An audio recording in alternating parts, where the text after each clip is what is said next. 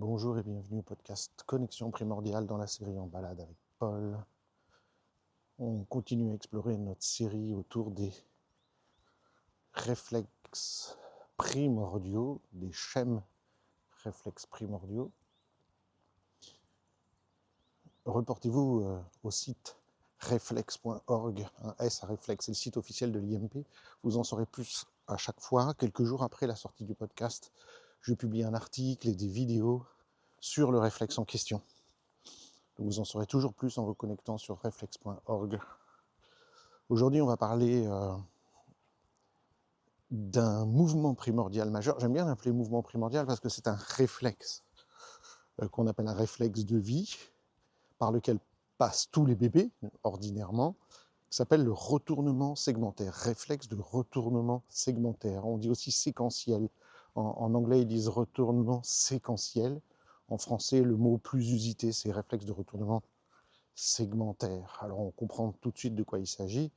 C'est la phase où le bébé va se retourner du dos sur le ventre et du ventre sur le dos. Et évidemment, ce n'est pas un réflexe archaïque. Le bébé ne fait pas ça à la naissance. Il n'est pas capable à la naissance de se retourner. À la naissance, il est plutôt soumis à la gravité, écrasé au sol ou sur le ventre de sa mère, etc. Et donc le bébé va à un moment donné commencer à se déplacer de lui-même. Et c'est très important ce réflexe de retournement parce qu'on peut véritablement dire que c'est le premier type de retournement qui existe. Le premier type de déplacement qui existe. Souvent, on a tendance à dire le premier déplacement, c'est la reptation et le quatre pattes, mais c'est faux. En vérité, le bébé, il va d'abord se déplacer en se retournant. Si vous laissez un bébé au sol qui est capable de se retourner, il peut traverser la pièce. Simplement, au lieu d'aller dans le sens tête-queue, il va aller dans le sens droite-gauche, et puis il va rouler comme ça au sol. C'est très important, cette notion, pour plusieurs raisons. La première raison, c'est que psychologiquement, c'est son premier déplacement, donc c'est plein de joie pour lui. Et puis, deuxièmement, en fait, à travers le retournement, le bébé, il va faire ce qu'on appelle un croisement de la ligne médiane. C'est-à-dire que pour la première fois, de manière consciente, de manière organisée, le bébé va utiliser un côté de son corps et le faire passer de l'autre côté de son corps et organiser sa motricité en contre-latéralité pour se retourner. Donc ça, c'est une phase critique dans le développement du bébé et qui est comment on pourrait dire, sous-considérée par beaucoup de professionnels, mais pas par les psychomotriciennes. Les psychomotriciennes savent toutes à quel point cette phase est cruciale, alors que d'autres professionnels peuvent avoir tendance à dire « Ah, le quatre pattes, c'est hyper important, le quatre pattes, c'est hyper important », ce qui est évidemment vrai que le quatre pattes, c'est hyper important. Mais avant le quatre pattes, il y a une phase majeure dans le développement du bébé, c'est les retournements. On peut dire d'ailleurs, sans se tromper, que les retournements préparent le bébé aux quatre pattes et à la reptation. Donc vous voyez, c'est antérieur. Et donc si ce retournement n'est pas mis en place correctement, eh bien, le bébé va avoir du mal à ramper et à faire des mouvements croisés. Le retournement, il va avoir plein de fonctions. Une des fonctions, c'est d'organiser les chaînes antéro-postérieures. Ça, c'est pas une mince affaire, c'est énorme. C'est-à-dire qu'il va apprendre à coordonner tout l'avant de son corps, musculairement, et tout l'arrière de son corps. Quand un côté se contracte, l'autre se détend. Et l'enfant va avoir aussi plein de stimulations tactiles. Visualisez un bébé qui est posé sur le sol et qui se retourne. D'une certaine manière, il se fait un massage de tout le corps. Et ça, c'est très important, cette notion-là, parce que ça lui donne beaucoup d'informations tactiles. Encore une bonne raison de ne pas placer les enfants dans des dispositifs type siège incliné, type Youpala, type Baby Relax.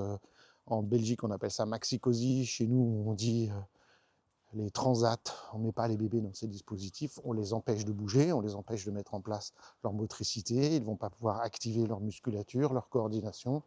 Et en particulier, on va empêcher la mise en place des retournements qui est majeur pour le développement physique et comme on va le voir évidemment, cognitif du bébé.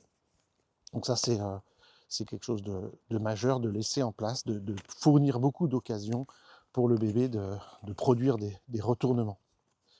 Alors, le réflexe, ce réflexe, oui, parce que nous, pourquoi on dit que c'est un réflexe? Ça peut sembler bizarre, parce qu'on dit le bébé, il fait presque un mouvement volontaire, puisque ça apparaît à 6 mois et demi.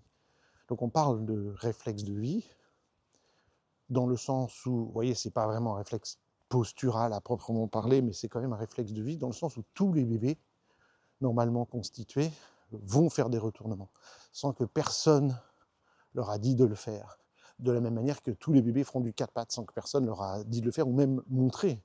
Or, il est assez rare de nos jours, c'est bien dommage, mais de voir que des bébés aient eu l'occasion de voir d'autres gens, en particulier les grandes personnes, faire des retournements, d'aller au sol et de se retourner ventre, dos ventre. Et pourtant, ils vont le faire. Et ils vont le faire spontanément. C'est donc une programmation innée génétique. Et à ce titre-là, on peut faire rentrer ça dans les réflexes, même si ce serait plus judicieux de dire que c'est un mouvement primordial, les retournements. Mais donc ça apparaît vers 6 mois et demi. Et puis, alors, est-ce qu'on peut dire que c'est un réflexe de vie dans le sens où on va le garder toute la vie? On devrait être à l'aise toute la vie pour se retourner, mais à ce moment-là, ça devient plutôt une phase, comment on pourrait dire, un mouvement volontaire, mais quelque chose qui reste acquis et qui sera utile tout au long de la vie. Donc nous, on aime bien dire que c'est un réflexe de vie. Pourquoi? Parce qu'on s'aperçoit que beaucoup de nos contemporains perdent la capacité à savoir se retourner, par manque d'utilisation. Or, on va le voir, j'ai dit que ça organise la latéralité, croisement de ligne médiane, j'ai dit que ça organisait les tonus musculaires entre l'avant et l'arrière, et ça c'est absolument majeur, et beaucoup d'entre nous, nous souffrons de désorganisation du tonus musculaire entre l'avant et l'arrière, et une troisième chose que ça fait, c'est surtout l'initialisation, c'est peut-être la chose la plus importante d'un point de vue postural, et c'est pourquoi je suis content que ça rentre dans les réflexes posturaux, l'initialisation de toute la colonne vertébrale, les disques intervertébraux, les petits muscles de la colonne vertébrale, tous les muscles intervertébraux sont stimulés par les retournements. Ces mouvements rotatoires sont essentiels à la santé de la colonne vertébrale. Or, de nos jours, la plupart d'entre nous souffrons du dos, souffrons de la colonne vertébrale, il y a un manque de mobilité, avec un vieillissement accru de notre colonne vertébrale et beaucoup de douleurs, de souffrances, etc. Donc il va être absolument majeur de garder une colonne vertébrale jeune, en quelque sorte. Et si on veut garder une colonne vertébrale jeune, eh bien, les exercices les plus recommandés, c'est faire les exercices que font les bébés pour initialiser la colonne vertébrale. Et si vous avez écouté la série que j'ai faite sur les resets, la Original Strength de Tim Anderson, et j'ai fait une série là-dessus, et il y a un épisode dédié au retournement. Et donc, le retournement fait partie des 5 resets. Les 5 resets, c'est 1, évidemment, respiration, 2, tout ce qui va être hochement de tête, contrôle de la tête, 3, les retournements, 4, les balancements en position quadrupédique, et 5, tous les mouvements croisés, essentiellement 4 pattes et mouvements croisés debout. Donc ces resets incluent à part entière les retournements segmentaires. Et aujourd'hui, on voit à quel point les gens vont avoir besoin des retournements. On a tous besoin de retournements tout au long de notre vie. Donc il faut garder cette idée en tête. On veut garder ce réflexe de retournement segmentaire actif tout au long de notre vie. Et d'ailleurs, c'est un réflexe. Pourquoi? Parce que je viens de dire c'est un mouvement volontaire. Effectivement, si je vous demande de vous mettre au sol et de vous retourner, c'est un mouvement volontaire que la plupart des gens ne savent plus faire par manque d'utilisation. Donc il faut renouer avec ça. Mais c'est un réflexe. Si vous êtes debout, quelqu'un est derrière vous, il y a un bruit derrière vous, vous allez tourner la tête qui va entraîner les épaules, qui va entraîner le bassin. C'est-à-dire tout le corps va partir en rotation. Chez les personnes âgées ou chez les personnes chez qui cela est déficient, ils vont se retourner d'un bloc, c'est-à-dire ils vont se retourner à partir des pieds, c'est les pieds qui vont se déplacer. La colonne vertébrale va manquer de mobilité. On va se retrouver très vite, très jeune, à plus pouvoir faire des marches arrière. D'ailleurs, on met des caméras de recul aujourd'hui, les gens ne sont plus capables de tourner la tête, passer le bras derrière le siège, vous savez comment on fait passager, pour regarder derrière. Et ça, c'est très grave. Alors, c'est pas très grave si les gens ont des caméras de recul, ils peuvent reculer leur voiture, mais ce que je veux dire, c'est très grave de perdre en mobilité de la colonne vertébrale. Ça ne nous assure pas un vieillissement adéquat. Évidemment, ça, là j'ai parlé d'un bruit derrière nous, mais ça peut être tout simplement une stimulation tactile. Et quelqu'un nous fait toc toc toc sur l'épaule derrière, on va se retourner de manière segmentaire à différents segments du corps. Parce que qu'est-ce qui se passe chez le bébé? Je n'ai pas bien décrit le réflexe. Le bébé est allongé. Typiquement, alors on va donner quelque chose de mieux dans un instant, mais si je prends la tête d'un bébé qui est allongé sur le dos, je tourne sa tête vers la droite, ça va entraîner ses épaules vers la droite, qui vont entraîner son bassin vers la droite, qui va faire qu'il se retourne complètement sur le ventre. Si je remets le bébé sur le dos et que cette fois-ci, je prends ses petits pieds, que je croise un pied sur l'autre, donc une jambe sur l'autre, ça va entraîner le bassin qui va tourner, qui va entraîner les épaules, qui va entraîner la tête, et le bébé se retourne aussi. C'est-à-dire que, pour une raison de préservation de la colonne vertébrale, quand une partie du corps se met en rotation, le reste du corps suit. Vous pouvez attraper le bassin et chercher à le mettre en rotation, les épaules vont tourner, la tête va tourner. C'est une question de préservation de l'intégrité de la colonne vertébrale. Ça, c'est très important, parce que ce réflexe n'est pas présent, dysfonctionne chez les personnes en situation de handicap, par exemple infirme moteur cérébral, paralysie cérébrale. Et alors là, il faut faire très attention quand le personnel soignant, ils savent ça bien, hein, vous inquiétez pas, quand on cherche à les retourner pour faire leur toilette par exemple, ou bref, ben, là, ça ne suit pas. Et donc vous pouvez vous mettre à tirer sur le bassin, mais le reste ne va pas suivre, et ce serait très dangereux pour la colonne vertébrale si vous insistez. Ça va être très rigide, et on peut les blesser littéralement. Donc les personnels soignants, sachant ça, pour retourner ou une personne qui est dans le coma, chez qui le réflexe ne fonctionne pas, on attrape épaule et hanche en même temps et on tourne tout le bloc du tronc ensemble. Alors que chez quelqu'un qui fonctionne bien, c'est pas la peine, on prend l'épaule et le reste va suivre, ou on prend le bassin et le reste va suivre spontanément. C'est pourquoi on parle de réflexe, et ce sera d'ailleurs la manière de l'évaluer.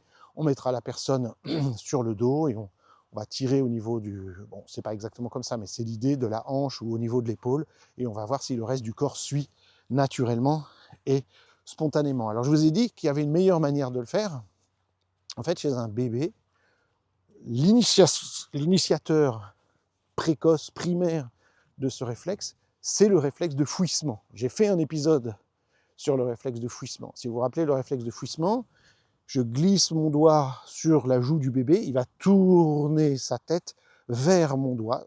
Donc si je caresse sa joue gauche, il va tourner sa tête vers la gauche et il va chercher automatiquement à attraper mon doigt et à le téter, parce qu'à la base, ce n'est pas le doigt qui est là, mais c'est le sein de la maman qui est là, et il cherche à attraper le sein. C'est la tête chercheuse du bébé, du recherche du sein, qui entraîne le bébé en rotation et qui va organiser tout son corps au sein de sa mère, en rotation, ou sur le côté, ou quoi que ce soit. Donc tout le bébé cherche à se tourner vers le sein. C'est donc un mouvement qui est à la base le déclencheur de ce réflexe de retournement segmentaire. C'est tactile, au niveau de la joue, c'est le réflexe de fouissement. Plus tard, comme je vous l'ai expliqué dans le réflexe de fouissement, ma sphère primaire cognitive d'exploration du monde n'est pas tactile, fouissement oro-facial, oro-maxillo-facial, parce que c'est le cas chez le bébé, c'est sa première sphère cognitive, mais nous allons transférer cette sphère orale vers la sphère audio-visuelle. Et donc, nous, plus tard, qu'est-ce qui va nous faire tourner la tête? C'est un son qu'on entend ou quelque chose qui bouge, qui me fait tourner la tête pour regarder. Mais ça, c'est de manière primaire mis en place d'abord au niveau oral. Ce qui va être souvent un indice très fort. Quand quelqu'un a du mal avec le retournement, on va pouvoir regarder ce qui se passe au niveau de son réflexe de fouissement. Et souvent, on voit qu'il y a une combinaison de ces deux réflexes qui n'est pas totalement mature. Ce réflexe, alors, c'est là où les choses deviennent plus controversées ou qui peuvent se discuter, parce que je viens de dire que le bébé va se retourner de lui-même à 6 mois et demi, mais il y a une exception à ça, enfin une exception, pas une exception, il va le faire plus tôt, c'est lors de l'accouchement. Pendant l'accouchement, pendant l'enfantement, le bébé va venir au monde. Et comme vous le savez, le bébé ne vient pas au monde tout droit, il ne sort pas tout droit du canal de la naissance parce qu'il doit franchir 3 détroits. C'est-à-dire qu'il y a au niveau du bassin de la mère et au niveau du périnée, ça forme 3 orifices, mais qui ne sont pas alignés les uns avec les autres. Et qui fait que le bébé doit tourner en spirale, passer en spirale dans ces 3 détroits.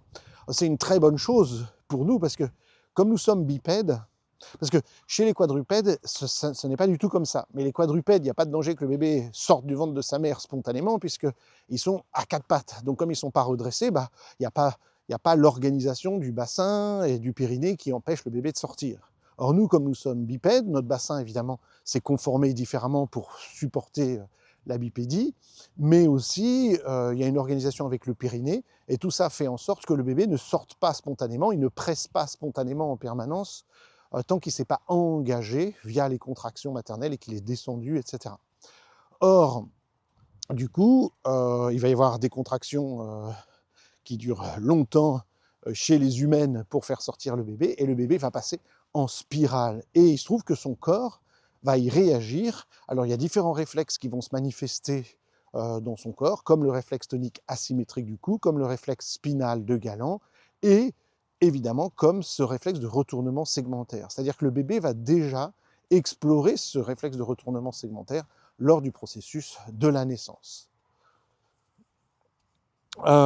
Et ça, c'est important d'avoir ça en tête. Alors évidemment, on peut imaginer, alors j'ai pas de statistiques qui viennent corroborer ça devrait pas être difficile à faire, mais bon, évidemment, nous, on n'a pas la main sur ce sujet. Il serait intéressant de mettre en parallèle, voilà, une étude qui serait intéressante, de savoir si les bébés sont nés par césarienne et donc n'ont pas vécu ce réflexe de retournement segmentaire, ou par voie basse et donc ils ont vécu ce retournement segmentaire, de savoir si plus tard, ces bébés-là, par exemple ceux qui sont nés par césarienne, ne pas se retourner à 6 mois et demi, ou avoir du retard dans leur retournement, ou pas du tout de retournement, et est-ce qu'il y a un lien vers la mise en place du coup du 4 pattes. Alors certaines statistiques vont dans ce sens-là, que les enfants nés par césarienne auraient moins accès aux 4 pattes, à la latéralité, etc. Mais je ne crois pas qu'il y ait une étude qui met que en fait, ce serait dû au manque de retournement. Donc ce serait une étude intéressante à effectuer, de savoir si effectivement les enfants nés par césarienne se retourneraient moins, et si ça ne vaudrait pas le coup de faire de la prévention sur les petits-enfants dès la naissance, et en particulier de vérifier vers 6 mois et demi, pour ceux qui sont nés par césarienne, de s'assurer qu'ils se retournent bien et de les aider par des petites stimulations comme on propose en IMP, pour aider les enfants à se retourner, et donc à mettre en place cette organisation qu'on vient d'étudier partiellement et qui est si importante pour le développement de l'enfant. Voilà des choses qui seraient intéressantes à faire. Je ne l'ai pas dit, mais je suppose que tout le monde le sait, que le bébé se retourne d'abord du dos vers le ventre, et ça c'est 6 mois. 6 mois et demi, c'est dos-ventre, mais c'est pas encore ventre-dos. C'est beaucoup plus long, plus difficile de s'organiser pour passer du ventre sur le dos tout seul. C'est-à-dire qu'à un moment donné, vous retrouvez le bébé, vous mettez le bébé sur le dos, vous le retrouvez sur le ventre, mais il peut plus se remettre sur le dos tout seul. Il faut attendre plutôt vers 8-10 mois. Voilà. Pour qu'il soit capable de le faire. Il faut attendre 2 mois de plus, voire 3 mois de plus, pour qu'il soit capable de le faire, et donc de se déplacer littéralement, comme je l'ai indiqué tout à l'heure. Ce n'est pas à 6 mois et demi que le bébé se retourne. Et à 10 mois, c'est là qu'il va ramper plus et avoir bien développé sa colonne vertébrale. Il sera capable de se mettre à 4 pattes en position quadrupédique et de faire des balancements en position quadrupédique, et plus tard ensuite d'avancer à 4 pattes pendant un certain temps et puis ensuite de se mettre debout, etc. Donc c'est hyper important cette notion-là. Ce réflexe est donc capital pour la mise à 4 pattes. Pourquoi ? Parce que j'ai bien développé ma colonne vertébrale, j'ai bien développé le tonus antéro-postérieur, donc j'ai développé suffisamment, si vous voulez, de stabilité, de gainage pour pouvoir passer aux 4 pattes. J'ai suffisamment renforcé les muscles de mon corps pour pouvoir passer aux 4 pattes. Comme je viens de l'indiquer, lors de la naissance, il y a un lien entre le réflexe tonique asymétrique du cou et le retournement segmentaire. C'est-à-dire que le bébé, il passe, dans la quasi-majorité des cas, le bébé sort la tête d'abord. La tête va entraîner une rotation qui entraîne le RTAC, qui facilite le fait de tourner dans le canal de la naissance. Et puisque le bébé, quand sa tête tourne, le retournement segmentaire fait que les épaules suivent, le bassin suit, et que le bébé peut naître en bonne santé. Parce qu'il a suivi tout ce mouvement en tire-bouchon pour sortir, si je puis me permettre, du ventre de sa mère. Mais parfois, on s'aperçoit que quand on n'a pas le retournement segmentaire, tout à l'heure, je vous ai dit, il faut regarder le fouissement, mais il faut aussi regarder le réflexe tonique asymétrique du cou. Parce qu'on sait que le réflexe tonique asymétrique du cou est responsable aussi de tous ces mouvements de rotation au niveau de tête-corps, tête-membre. Or, comme par hasard, on sait que le réflexe tonique asymétrique du cou est un des plus grands responsables, enfin on retrouve ce réflexe tonique asymétrique du cou, c'est le réflexe le plus important que l'on trouve chez les enfants en difficulté scolaire, avec des difficultés de latéralisation, droite, gauche, lecture, écriture, etc. Mais évidemment, le réflexe tonique asymétrique du cou, lui, doit s'inhiber vers 6 mois et demi. Ça vous dit quelque chose? Le réflexe tonique asymétrique du cou est censé s'inhiber à 6 mois et demi pour laisser place au retournement volontaire du bébé, en quelque sorte. Ou pour dire les choses autrement, il inhibe ce réflexe parce que il inhibe le RTAC parce que le retournement segmentaire prend le relais. Et donc, souvent, eh bien, chez un enfant en difficulté scolaire, on s'aperçoit que ni l'un ni l'autre ne fonctionne correctement. Qu'est-ce que ça veut dire? Le RTAC est toujours résiduel chez cet enfant qui a 10 ans, par exemple, et il n'a pas accès au retournement segmentaire. C'est logique, puisque s'il avait accès au retournement segmentaire, ça sous-entendrait qu'il aurait au moins en grande partie inhibé le RTAC, et vice-versa. Donc, en général, c'est 2 pour le prix d'1. Et c'est obligé, puisque les réflexes de vie sont ceux qui prennent le relais des réflexes archaïques. Donc en général, si je n'ai pas inhibé le réflexe archaïque correspondant, je n'ai pas mis en place le réflexe de vie correspondant. Et ici, on a clairement un lien, fouissement, RTAC, retournement segmentaire. Donc, aussi surprenant que ça soit, c'est là où les gens nous regardent avec des yeux énormes. Il n'est pas, pour nous, il n'est pas exceptionnel de se retrouver avec un enfant, enfin de recevoir dans nos cabinets un enfant qui aurait des difficultés, je ne sais pas moi, de lecture, d'écriture, de latéralisation ou quoi, et de lui proposer des retournements volontaires, c'est-à-dire le reset numéro 3 de Tim Anderson. Et ce ne serait pas surprenant pour nous de voir que ces simples retournements peuvent l'aider au niveau de la scolarité. Vous voyez comment les choses sont incroyables, comment le corps et l'esprit sont liés. Pourquoi? Parce que les retournements, c'est la mise en place de la latéralisation. Mauvaise latéralisation égale difficulté dans tout ce qui va être déplacer les yeux de droite à gauche, tourner la tête de droite à gauche pour écouter, utiliser mes 2 hémisphères cérébraux de manière synchrone, coordonner bras et jambes opposés pour faire des mouvements croisés.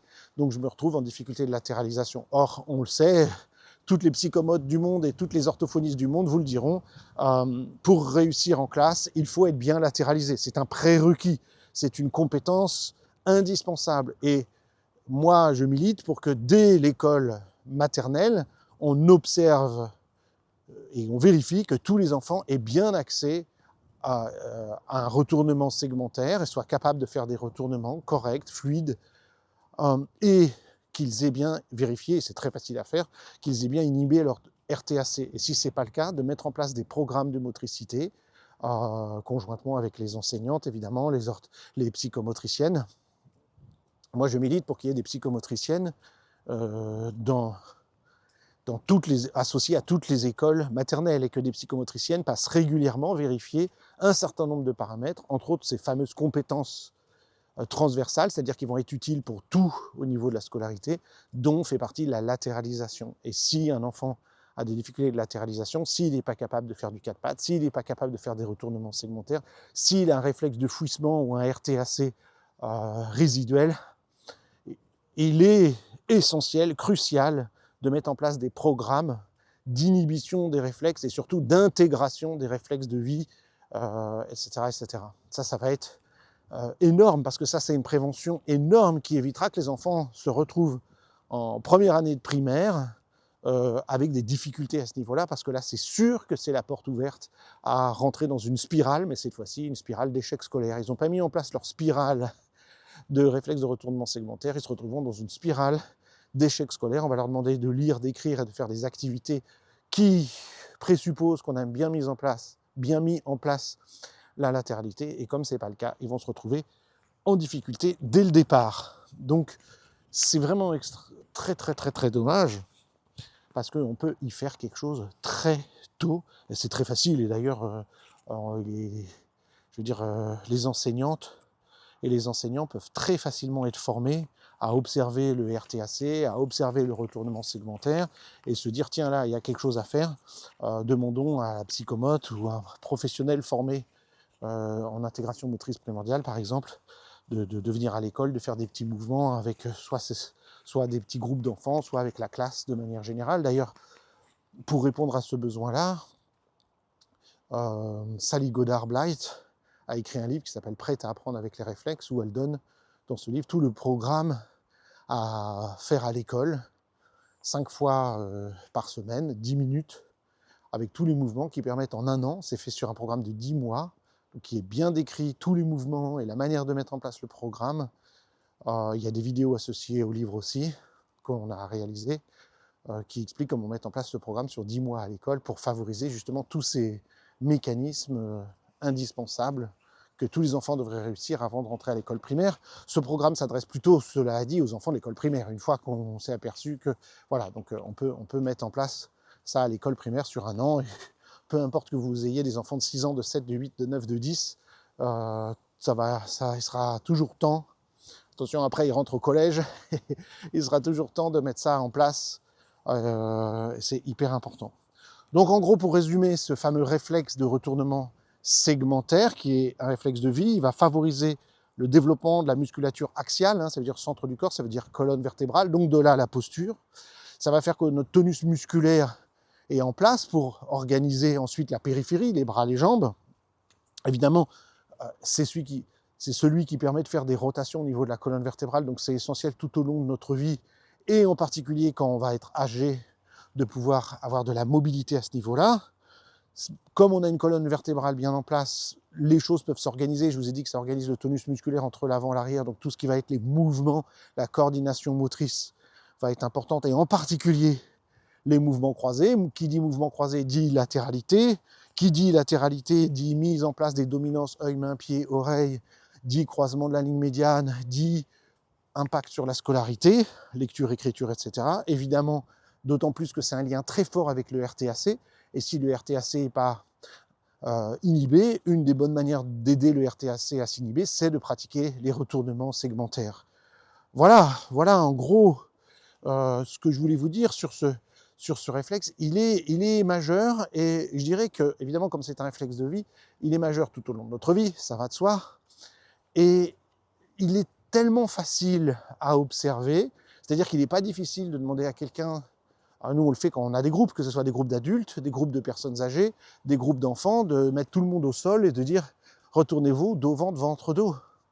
C'est un mouvement qu'on enseigne, une observation que l'on enseigne aux kinésithérapeutes, aux ostéopathes, aux thérapeutes manuels en général, aux chiropracteurs, etc. Pourquoi ? Parce que ces gens-là reçoivent des gens qui ont de la douleur, qui ont du mal à bouger, et il est essentiel que les kinés connaissent ça, les kinés fassent leur rééducation kiné, ça va de soi, mais de vérifier, j'ai envie de dire au préalable, que les gens sont capables de faire ces mouvements de base, ces mouvements primordiaux. Et on le sait maintenant, parce qu'on a formé des centaines et des centaines de kinés au fur et à mesure des années, dès que les kinésithérapeutes, dès que les ostéopathes vont enseigner, thérapeutes manuels, ces mouvements-là à leurs patients, à leurs clients, mais les changements sont énormes. Mais on s'aperçoit que c'est excessivement rare qu'un patient qui va chez l'ostéo ou le kiné soit capable de faire ces mouvements de retournement de lui-même. C'est quasiment jamais le cas. Or, dès qu'on va remettre ça en place, ça change tout. J'ai fait un podcast avec... on a fait déjà des podcasts avec des kinés. On a parlé de ça, entre autres celui de François Lubineau. J'ai fait un podcast avec François Lubineau qui est kiné. Dès qu'il a rencontré Original Strength de Tim Anderson, il s'est mis à faire ça avec tous ses patients. Écoutez son témoignage, les changements sont énormes. C'en est un parmi d'autres qu'on a formé. C'est un énorme changement. Si on veut tout au long de notre vie être amis, rester amis avec notre colonne vertébrale, pratiquons des retournements segmentaires. Donc tous les thérapeutes manuels, corporels, podologues devraient connaître ça, et le cas échéant, l'enseigner à leurs patients, pratiquer ça avec leurs patients. Et quand je dis le cas échéant, c'est quasiment, allez, on va dire 99% des cas. Et ça va donner des résultats immédiats et notables chez ces patients, clients, apprenants. Voilà. Et évidemment, comme je vous l'ai dit, pour les enseignants, les orthophonistes, les psychomotriciennes, ça va être majeur, les ergothérapeutes, de connaître ça. Et aussi quand on travaille dans le monde du handicap, puisque je vous l'ai dit, dans le handicap, on a une faiblesse très souvent à ce niveau-là. Et là, il y aura des petites choses qu'on peut faire, entre autres en travaillant sur le réflexe de fouissement par des techniques tactiles, en travaillant sur le RTAC. Voilà, il y aura pas mal de choses qu'on fera pour stimuler progressivement les retournements et on montrera des éducatifs. Et là, je vous encourage encore une fois d'écouter le podcast que j'ai fait sur les retournements. On a évidemment des dizaines d'éducatifs et de progressions pour les retournements. C'est-à-dire que, évidemment, je vous ai dit, le bébé il se retourne dos, ventre, ventre, dos, et on imagine une certaine manière qu'a le bébé de se retourner, mais chez Tim Anderson, on a mis au point des dizaines et des dizaines de variantes qui vont permettre d'aider les gens à progresser tranquillement avec des mouvements très faciles qui peuvent se faire évidemment allongés au sol, qui peuvent se faire assis, et même certaines choses peuvent se faire plus ou moins debout. Donc il va y avoir toute une progression, et sur chaise, il y a des choses qu'on peut faire très chouettes avec les personnes âgées. Alors, quand je disais assis, ça peut être assis au sol, où là il y a plein de choses qu'on va faire, mais ça peut être aussi assis sur une chaise, où on va retravailler cette rotation, tête, épaules, bassin, etc. Donc voilà, c'est tout ce que je voulais vous dire sur ce sujet du retournement. C'est quelque chose que nous, on utilise beaucoup. Il n'est pas surprenant d'aller voir un professionnel en IMP qui va vous proposer d'aller au sol et de vous retourner. Et à travers l'observation de votre retournement, il va avoir plein d'informations sur tout un tas de réflexes, dont le réflexe tonique asymétrique du cou, dont un autre réflexe dont on parlera plus tard qui s'appelle le réflexe amphibien. Et c'est une bonne manière de voir comment fonctionne quelqu'un, regarder sa capacité à se retourner. Et si quelqu'un a du mal à se retourner, et ne le fait pas de manière voluptueuse, fluide, aisée, ça apportera toujours quelque chose de positif d'enseigner aux gens à se retourner de manière fluide, dos, ventre, ventre, dos, avec toutes les variantes possibles qu'on enseigne évidemment en IMP. Je vous souhaite une très bonne journée. Je vous remercie encore de m'accompagner dans ma promenade quotidienne, même si aujourd'hui elle est boueuse et que j'ai les pieds pleins de boue, parce qu'il a plu encore cette nuit. La terre s'est transformée en boue et je marche dans la boue, mais c'est agréable. Il paraît que les bains de boue, c'est bon pour la santé. Donc voilà, au moins j'aurai des pieds en bonne santé. Merci et bonne journée.